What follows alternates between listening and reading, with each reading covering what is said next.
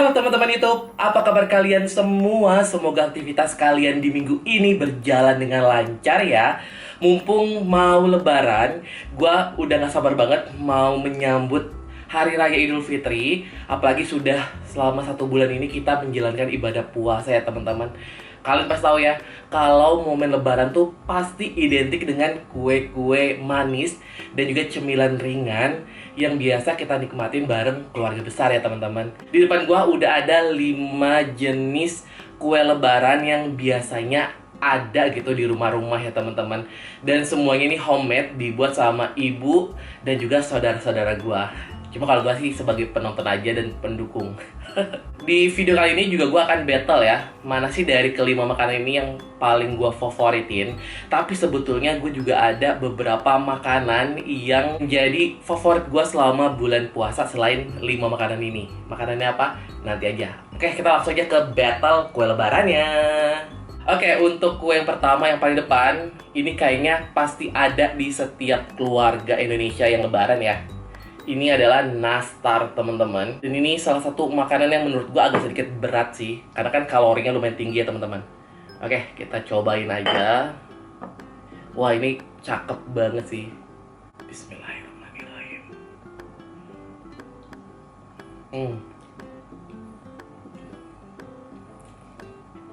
Adonannya lembut banget. Terus juga nanasnya enak banget.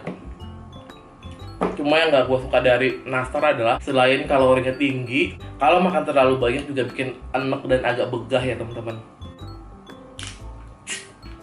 Gue mau minum dulu. Nastar tuh sekarang makin banyak bentukannya. Kalau yang normal dan juga common gitu ya di rumah-rumah pasti bentukannya kayak gini, kayak setengah lingkaran gitu. Tapi kalau sekarang tuh ada yang bentuknya nanas, ada yang bentuknya bulan sabit dan macam-macam ya teman-teman. Oke, gue mau ke kue lebaran berikutnya. Ini adalah lidah kucing. Salah satu makanan bikinan adik gue yang katanya dia pengen banget ada kue ini di lebaran Idul Fitri tahun ini. Wah, lihat lidah kucingnya tipis banget. Which is ini kayaknya akan renyah. Wah, gampang banget pecah ya teman-teman.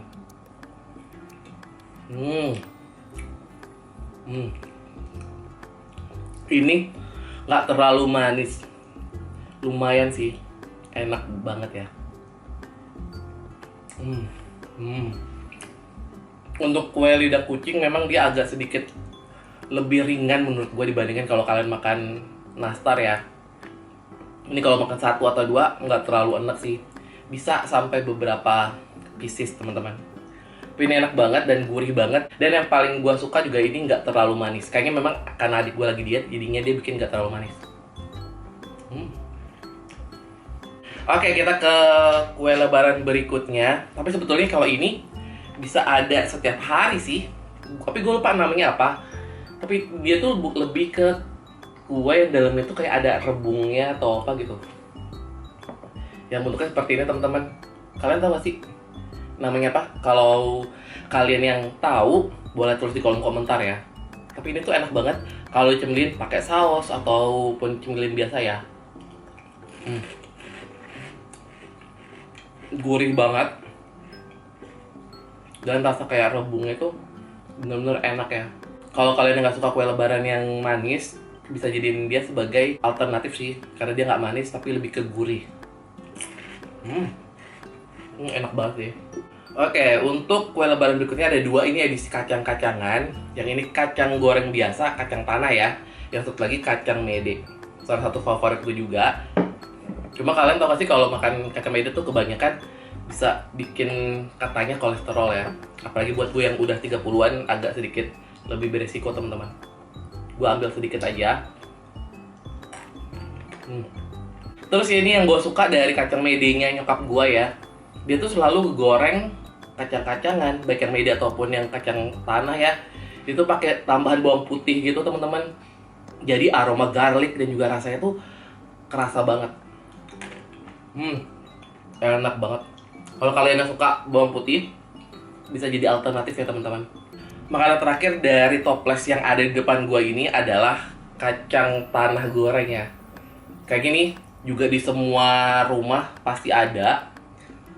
Apalagi kalau nyokap gue, seperti yang tadi gue bilang, bawang putih gorengnya juga dimasukin. Dan adik atau kakak gue memang suka sih ngemilin bawang putih gorengnya ini. Cuma kalau gue pribadi, gue nggak terlalu suka. Kacang gorengnya enak banget. Dan digoreng sempurna sih, nggak gosong dan warnanya golden brown gini. One of my favorite. Di samping kelima kue lebaran yang ada di depan ini, gue juga punya satu lagi. Ini kue putri salju. Kayaknya hampir di setiap rumah juga pasti ada ya kue ini. Dan salah satu favorit gue juga. Karena nggak ada toplesnya, jadi ditaruh di sini teman-teman. Karena kalau ditaruh di toples, biasanya gula itu akan berceceran gitu loh. Agak nggak terlalu estetik. Kalau di dalam ini kan lebih estetik ya. Kue putri salju ini sama kayak nastar, kue yang enak banget sebetulnya dan sangat memorable ya. Kayaknya kue yang harus ada di setiap lebaran. Cuma kalorinya terlalu tinggi teman-teman.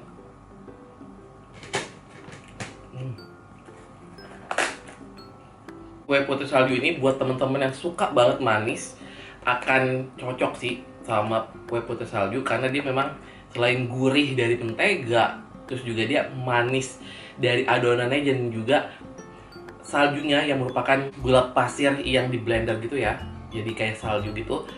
Emang manis banget gitu. Kalau kalian yang nggak suka manis, menurut gua kalian nggak akan suka sih sama putri salju. Cuma kalau kalian yang suka manis, ini adalah salah satu makanan favorit kalian dan wajib coba ya.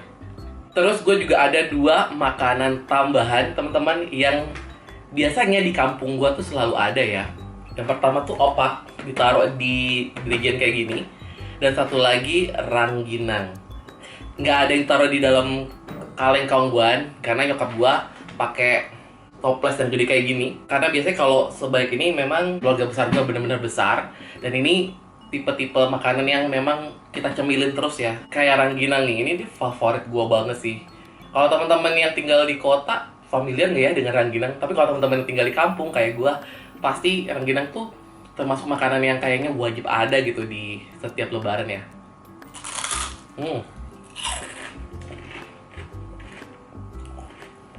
Gurih banget dan juga dia tuh crunchy banget ya.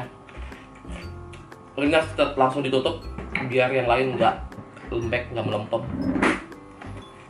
Buat kalian yang nggak suka dengan kue-kue manis, rangginang merupakan alternatif kue lebaran yang bisa kalian pilih teman-teman. Dan yang terakhir opak ya teman-teman. Setahu gue tuh opak kayaknya makanan khas Betawi nggak sih? Dan di lebaran kali ini gue dapat kiriman opak dan bisa digoreng. Opak itu juga enak banget buat jadi cemilan, buat temen kalian makan, terus kalau nggak ada kerupuk pakai dia, itu enak banget teman-teman.